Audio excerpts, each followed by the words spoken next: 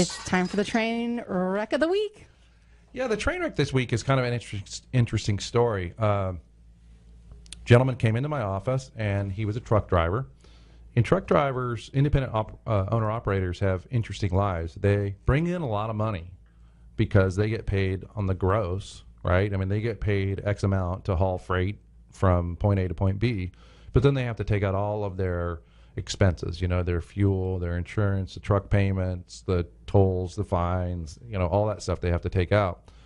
And it was interesting in this case, when this gentleman first came to me, he came because he had a payor that had issued him duplicate 1099s.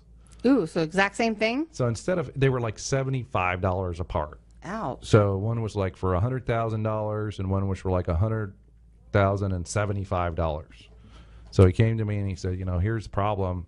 These are obviously duplicates. And I looked at him and I said, yeah, obviously what happened is they issued the first one, the lower amount, and then they found $75 more and they issued the second one and they didn't cancel the first one. And we tried to get the payor to cancel it, but they wouldn't. They said that they had done everything they could do. And so what we did is we ended up filing a tax court petition. And it was a pretty interesting case. What is that called again? It's a tax court petition. What happens is when the public thinks that the IRS can just invent tax and assess it against you at any point in time. But they really can't. They have to follow what we call due process because of this thing we call the Constitution. They have to follow due process. That little thing. So they have to follow certain rules. And so what happened in this case was when the duplicate 1099 was issued, they issued him what's called a notice of deficiency. It comes in the mail. And when you get a notice of deficiency, you have 90 days to file a tax court petition.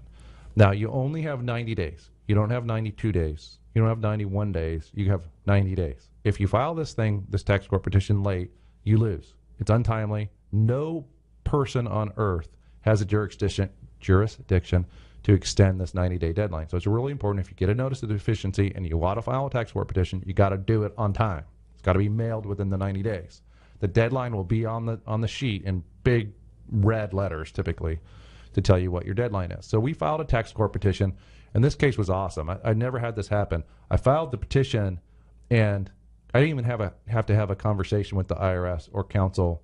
They just saw it my way, and fairly immediately for this kind of process, they just fixed it, and we were back on our way. Now, that's not the cool part of the case. I mean, that was cool. I liked that part of the case. But my client still owed about $50,000, and it just went under recommendation this week from the IRS that looks like they're gonna accept about $1,400, a little under $1,500 on that case. So went from potentially owing well over $100,000 to about $1,500.